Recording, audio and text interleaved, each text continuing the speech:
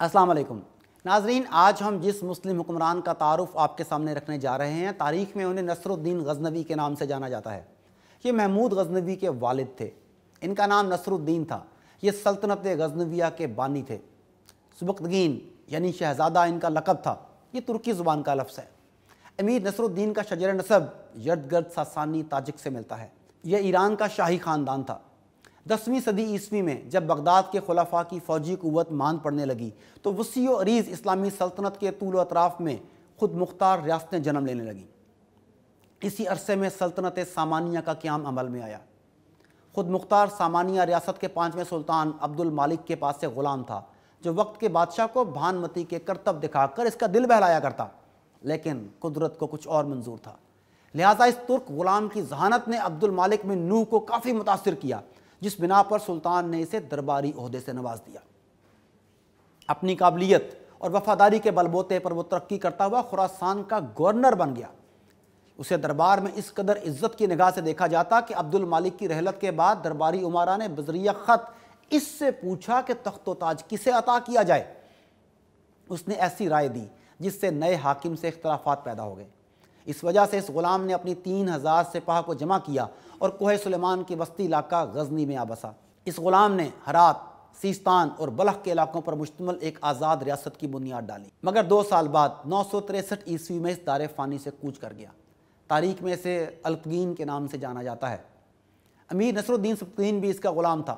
ان کی موت کے بعد حالات بگڑ گئے۔ اس نازک موقع پر دربار کے امراء نے سلطانی کے جوہر بھانپتے ہوئے اپنی دقیق رائے استعمال کی اور امیر نصر الدین سبکتگین کو اقتدار سونپ دیا۔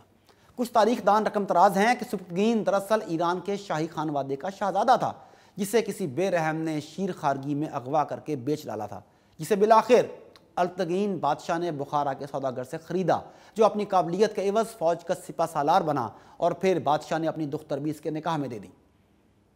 جب سلطان ناصر الدین سبکتگین غزنی میں تخت نشین ہوئے تو شاہ کابل خان تاجک اپنی تمام فوج کے ساتھ ان کے ساتھ شامل ہو گیا اور ان کا سپہ سالار بن گیا۔ ناصر الدین سبکتگین نے سلطنت غزنویہ کے استحکام کے لیے کام شروع کیا۔ اپنی سلطنت کے دفاع نے انہیں مجبور کیا کہ وہ ہندوستان کا رخ کریں۔ یہاں کے راجہ چھوٹے چھوٹے علاقوں پر حکمران ہوتے۔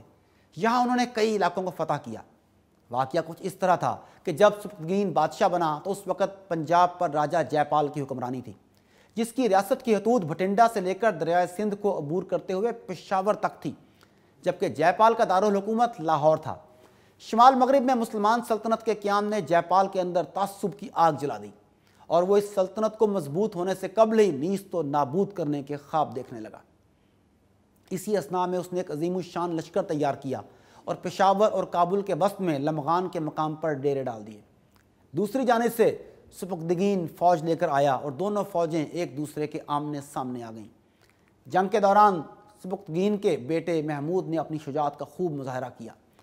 راجہ جے پال بڑے لشکر اور ساز و سامان کے ساتھ حملے کے لیے گیا تھا۔ ایک بار تو ایسا لگا جیسے کہ ہندوستانی راجہ سلطان نصر الدین پر غالب آ جائے گا۔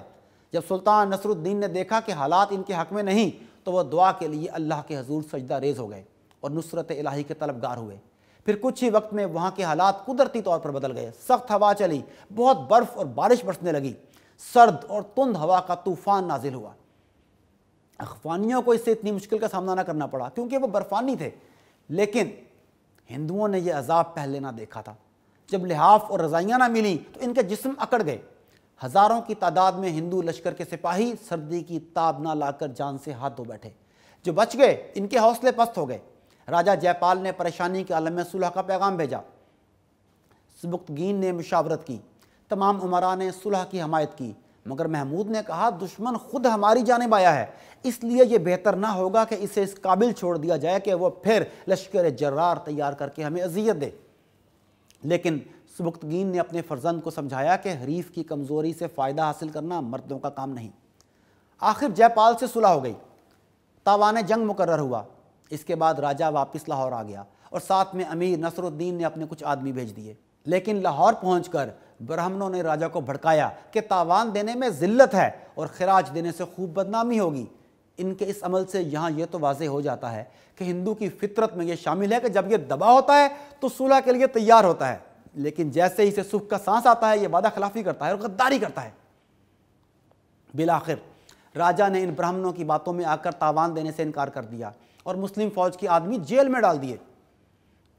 جب سبکتگین کو جے پال کی وعدہ خلافی کی اطلاع ملی تو اس نے اپنے ساتھیوں کو آزاد کروانے اور راجا کی وعدہ خلافی کی سزا دینے کا ارادہ کر لیا، اور اس کے سوا کوئی راہ بھی نہ تھی۔ چنانچہ مسلمان بادشاہ ہونے کے ناطے سبکتگین نے اعلان جہاد کیا۔ جری اور باہمت جوان ہر کونے سے اس کے لشکر میں شامل ہوئے اور وہ انہیں لے کر سبکتگین غزنی سے نکل پڑا۔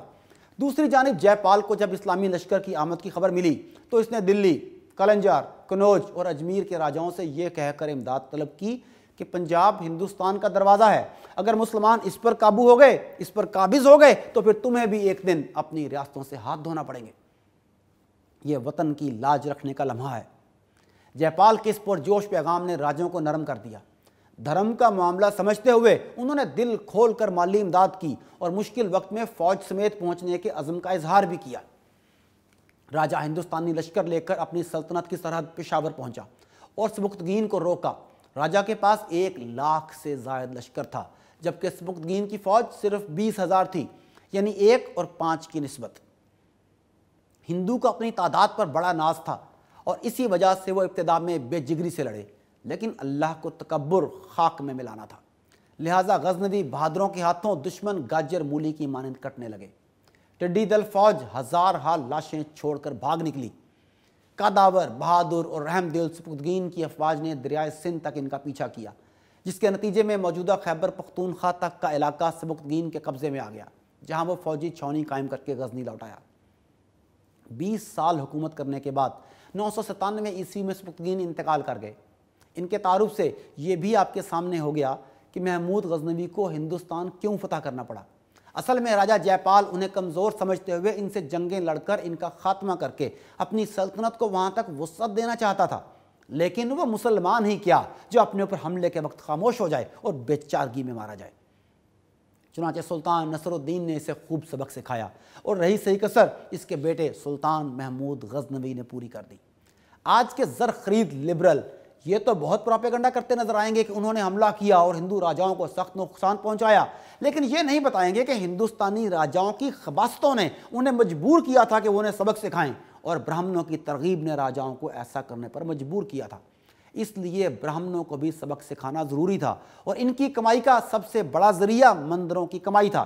اسی لیے غزنوی کو راجاؤں کے محلات کو تحت ایک کرنے کے ساتھ ساتھ برہمنوں کی کمائی کے اڈوں کو بھی ختم کرنا پڑا تاکہ وہ دوبارہ حملے کا سوچ نہ سکیں، اور پھر انہیں ایسا سبق سکھایا کہ تاریخ میں سنہری حروف سے لکھا گیا۔ جبکہ مورخین لکھتے ہیں کہ سبکتگین اس قدر عادل اور اپنی رعایا کا خیال رکھنے والا تھا کہ ایک روز اس نے فوجی سپاہیوں کو دیکھا کہ وہ مرغ لیے ہوئے آ رہے ہیں۔ اس نے خفیہ ذرائع سے تحقیق کی تو معلوم ہوا کہ گاؤں والوں سے سپاہی مرغ مفت میں لائے تھے۔ اس نے ان سپاہیوں کو سخت سزائیں دیں اور فرمان جاری کیا کہ جو سپاہی کسی کو ستائے گا یا کسی کا مال مفت لے گا تو اسے سخت سزا دی جائے گی۔ اسی عدل کی وجہ سے لوگ اسے نہایت پسند کرتے تھے۔